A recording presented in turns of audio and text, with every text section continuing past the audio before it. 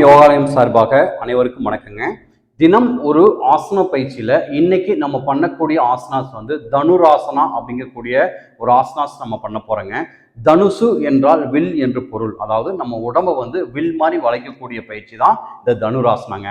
இதனுடைய பலன்கள் வந்து பார்த்தீங்க அப்படின்னீங்கன்னா, வயிற்றில் இருக்கக்கூடிய அனைத்து உள் உறுப்புகளுக்கும் ஆரோக்கியத்தை கொடுக்கக்கூடியது. ஏன்னா வயிற்றில் இருக்கக்கூடிய உள் உறுப்புகள் வந்து நல்ல அழுத்தம் கொடுக்கக்கூடிய பயிற்சிங்க.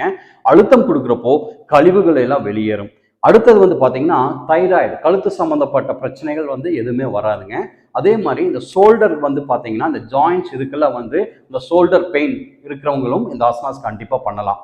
யார் யார் பண்ணக்கூடாதுன்னு வந்து பார்த்தீங்கன்னா, இந்த அறுவை சிகிச்சை குறிப்பிட்ட காலத்தில் பண்ணியிருக்காங்க பார்த்தீங்களா, ஆப்ரேஷன் வயிற்றுல, அவங்க மட்டும் பண்ணக்கூடாதுங்க.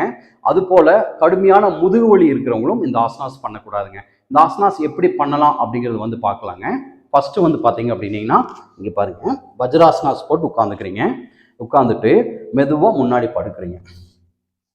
படுத்து உங்களுடைய தாடையை கீழே வச்சுக்கிறீங்க.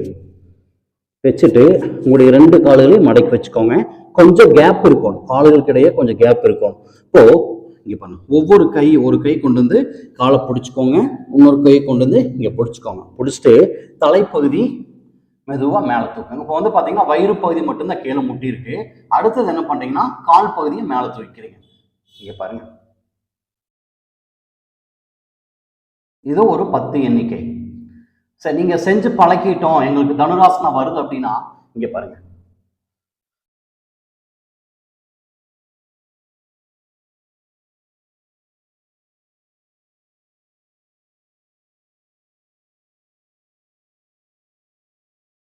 இப்படி மெதுவா நீங்க மூவ் பண்ணலாம்.